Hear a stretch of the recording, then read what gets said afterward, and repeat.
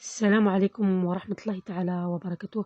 الإخوة الجزائريين الكرام، وسهرتكم سعيدة. في هذا الفيديو حبيت جيست نوري لكم لي تويت نتاع واحد الباحث إسرائيلي يشتغل مستشار لوزير يمكن رئيس الحكومة، واسمه إيدي كوهين.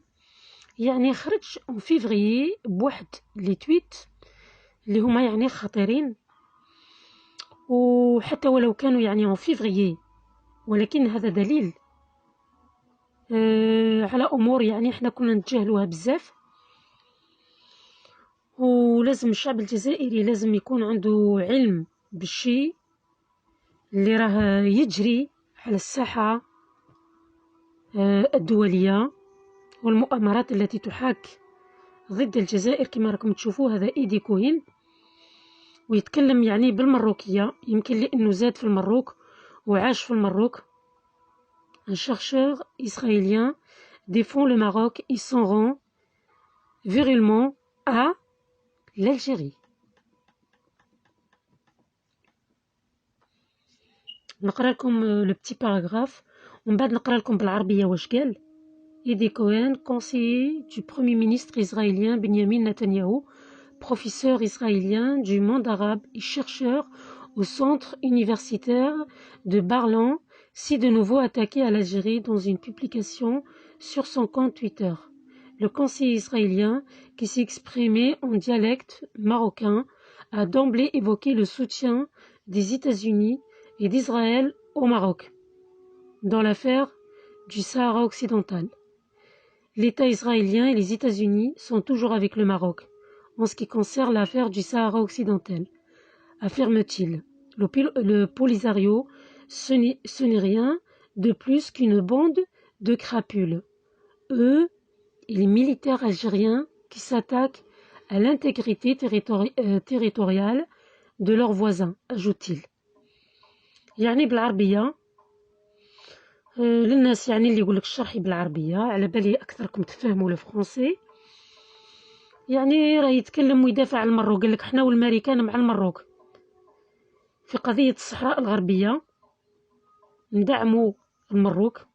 أما البوليزاريو قالك هو عبارة عن مجموعة تاع يعني إمبوند، يعني مجموعة تاع مافيا تاع دي سوفاج مع الجزائريين، العسكر الجزائريين اللي دخلوا رواحهم في الأراضي نتاع جوارينهم. نقرأ لكم في التويت تاعو واش قال. دولة إسرائيل وأمريكان ديما واقفين مع المغرب في قضية الصحراء، والبوليزاريو شمايت هما وقاعدوك العسكرية ديال الجزائر الفرنكوفونيين اللي كيضربوا في الوحدة الترابية ديال جيرانهم، يقع نقولوا عار جار على جارو، واللي دار ذنب يستاهل العقوبة. هذا التويت il date du 17 février de l'année en cours.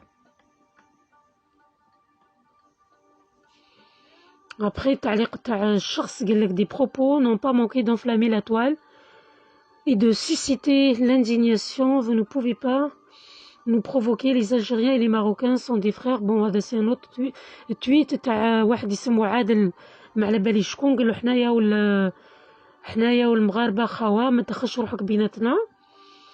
كاين واحد اخر قال له rappelons qu'Israël accepte difficilement le fait que l'Algérie soit hostile à toute possibilité d'établissement de relations diplomatiques entre les deux pays.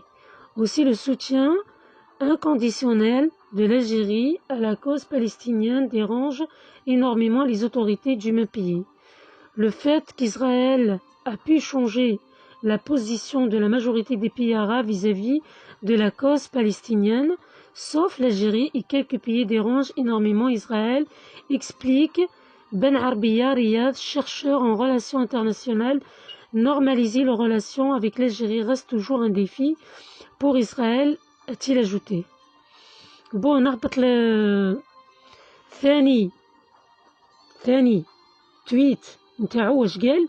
تبون خادم العسكر رئيس النوفمبريين يتراجع عن وعده الانتخابي باسترجاع الأموال المسروقة من الخارج ويكتفي باسترجاع رفات الشهداء الموجودة بفرنسا. هو يرى أن الجزائر مقبرة ولا تحتاج إلى الأموال وإنما إلى الأموات. الأموال يحتاجها هو وجماعته، ومن الأفضل أن تبقى في البنوك الفرنسية. يعني نفس اليوم عاود نوتخ تويت. يعني راكم فهمتوا اللعبة بلا ما نهضر؟ فهمتوا خاوتي؟ هذا العبارات رانا نشوفوهم في الفيديوهات تاع المراركة، كنت تسمعوا فيها. تبون خادم العسكر النوفمبريين، سمعناها عند بشرى وسمعناها عند المراركة الآخرين. سمعنا تاع تجيبوا في الرفات. وانت واش دخلك نجيبوا الرفات تاع الشهداء تاعنا؟ انت واش دخلك نتايا؟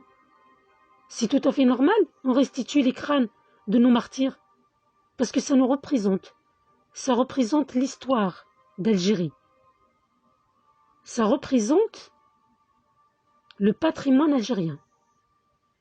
Monsieur Idi Kouine, l'Algérie elle est forte avec ses positions et avec ses hommes. On n'est pas des faibles. C'est pas parce que tu vas sortir une telle déclaration qu'on va avoir peur de toi. Ça il faut le savoir. شفتوا يعني واش يقول؟ شفتوا التعليقات تاعو هي نفس الكلام اللي يسمعوه عند الاخرين. قال لك الجزائر جابت الموتى تاع الشهداء الجماجم لان الجزائر رجعت مقبره، اما الاموال يخلوهم في الخارج. شكون قال لك بان الجزائر مقبره؟ الجزائر فيها رجال وفيها نساء وفيها عسكر وفيها مؤسسات كجميع دول العالم. لو صوتها دولة ضعيفة ما تتكلمش عليها كيما هكذاك.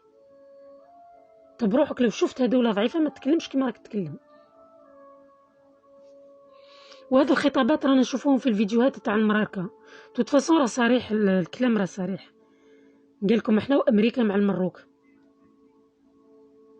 العبارة صريحة. واحد الاخ خلالي توتالغ واحد التعليق قال لي شوفي في فرانش تيفي جو سي با سكيل بريبار كونتر لالجيري. حوست يا خويا في هذيك الصفحة ما لقيت والو. يعني جي مام شيرشي سور لا دات اللي عطيتها لي لو 22 سبتمبر وقلت لي راهم يحضروا يعني فيه هجوم بحري على الجزائر، يعني المروك وما على باليش مع من. يا ريت تعاود تخلي لي في التعليق يعني ولا تعطي لي لو ليان. اذا انت شفت لا فيديو تقدر تخلي لنا لو ليان.